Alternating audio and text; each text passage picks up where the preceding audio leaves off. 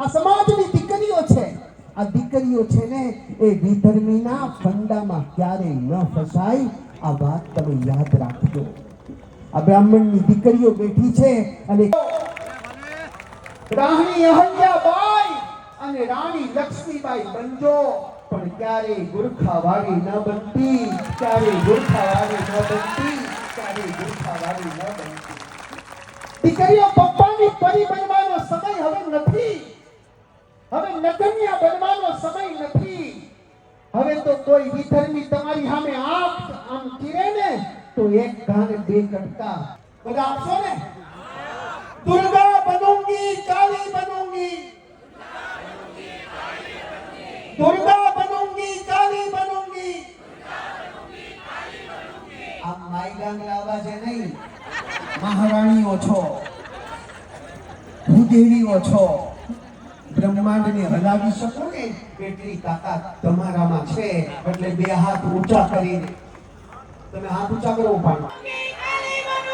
दुर्गा बनूंगी काली बनूंगी, दुर्गा बनूंगी काली बनूंगी, कभी न बुरखे वाली बनूंगी, कभी न मूर्खे वाली बनूंगी, कभी न बुरखे वाली बनूंगी, कभी न मूर्खे वाली बनूंगी. હવે અહીંથી હું બોલીશ, ગર્વ સે કહો હમ બ્રાહ્મણ હે. અને તમારે બે હાથ ઊંચા કરીને કહેવાનું બ્રાહ્મણ હે. ગર્વ સે કહો હમ બ્રાહ્મણ હે.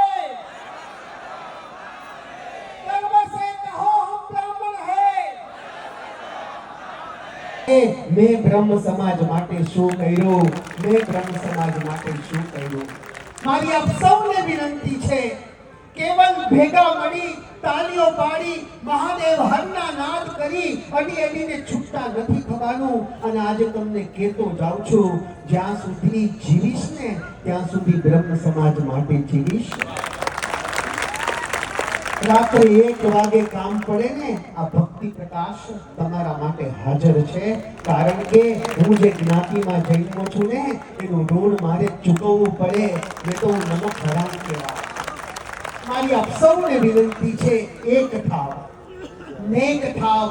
મોટા મોટા સંકુલો બનતા હોય અને એનું ઉદ્ઘાટન થતું હોય ને અમારી છાતી ગદગદ કરે. વિરલભાઈ, આ રાજગોર સમાજે છે ને અમદાવાદની અંદર 10 કરોડ કરતો હોય અને આખો બ્રહ્મ સમાજ ભેગો થઈને તો 100 કરોડ કરી અને રાજકોટમાં, અમદાવાદમાં અને સુરત જેવા મહાનગરોની અંદર બ્રહ્મ સંકુલોનું નિર્માણ કરી શકે.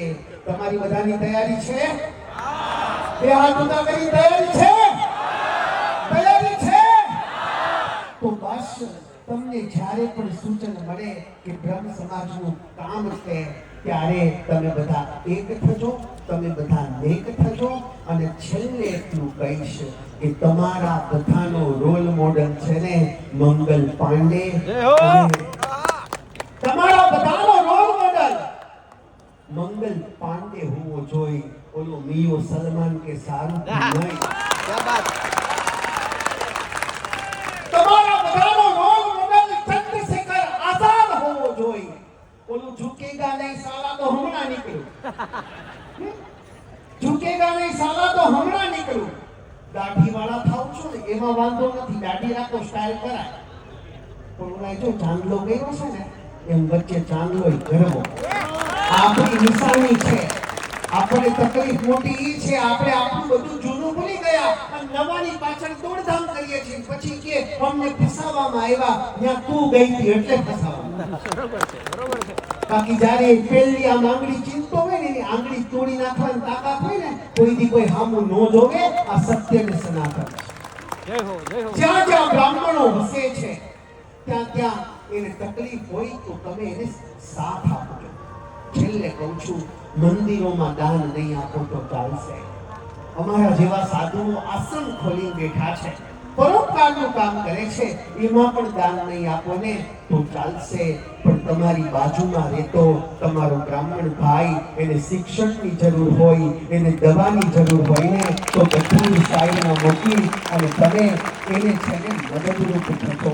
કારણ બ્રાહ્મણને મદદરૂપ થશે ને ત્યારે આ સમાજ એ કંઈક પ્રગતિ કરી શકશે.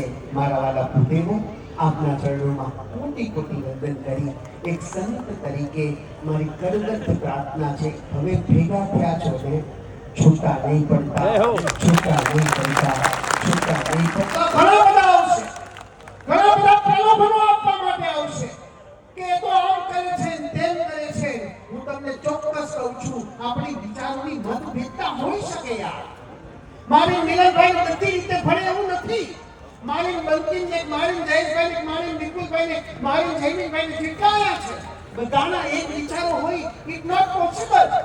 ઘરે પણ 5 જણા હોય, ઘરવાળું આ માનતું હોય, દીકરી આ માનતી હોય, ઘરવાળી રિહાણી હોય, આવું બધું થાય છે ને તમારે.